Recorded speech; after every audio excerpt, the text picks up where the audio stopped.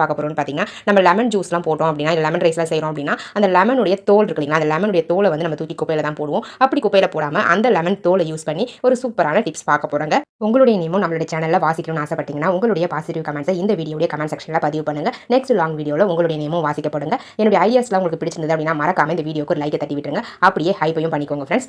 Okay friends, இப்போ நம்ம வீடியோக்குள்ள போகலாம். நம்ம லெமன் தோலை வந்து பார்த்தீங்கன்னா, இந்த மாதிரி ஜூஸ் போட்டு முடிச்ச பிறகு இந்த லெமன் தோலை சின்ன சின்ன துண்டுகளா கட் பண்ணி வச்சுக்கலாங்க. இந்த லெமன் தோலை வச்சு நிறைய டிப்ஸ் வந்து நம்ம ட்ரை பண்ணலாம். நிறைய கிளீனிங் டிப்ஸ் தான் இந்த லெமன் தோல் வந்து யூஸ் ஆகும். ஸோ அது என்னென்ன அப்படின்றத ஒன் பை ஒன்னா நான் வந்து இந்த வீடியோவில் சொல்லியிருக்கேன். ஸோ அதனால் வீடியோவை ஸ்கிப் பண்ணாமல் பாருங்க ஃப்ரெண்ட்ஸ்.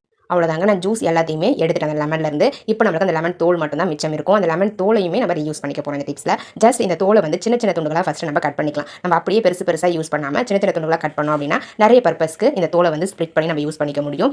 நான் வந்து 2 லெமன் தான் கட் பண்ணி ஜூஸ் போட்டிருந்தேன். அந்த 2 லெமனுடைய தோலையுமே நிறைய பீசஸாக கட் பண்ணிக்கிட்டு இதிலிருந்து கொஞ்சம் கொஞ்சமாக எடுத்து ஒவ்வொரு டிப்ஸாக நம்ம ட்ரை பண்ண போகிறோம். ஃபர்ஸ்ட் டிப்ஸ் என்னன்னு பார்த்தீங்கன்னா, இதிலிருந்து தேவையான அளவுக்கு தோல் ஒரு 5லிருந்து 6 பீஸ் இருந்தால் போதும்.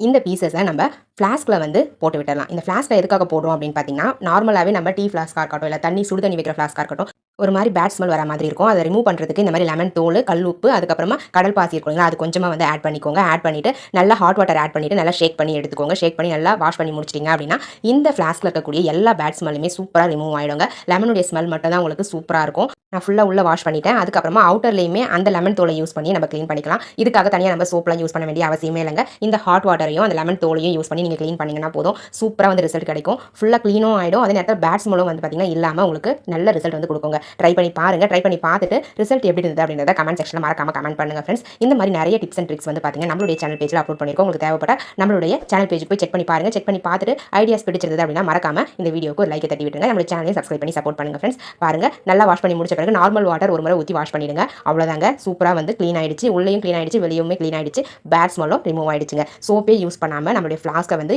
ஈஸியாக க்ளீன் பண்ணி எடுத்துக்கலாங்க. ட்ரை பண்ணி பாருங்கள்.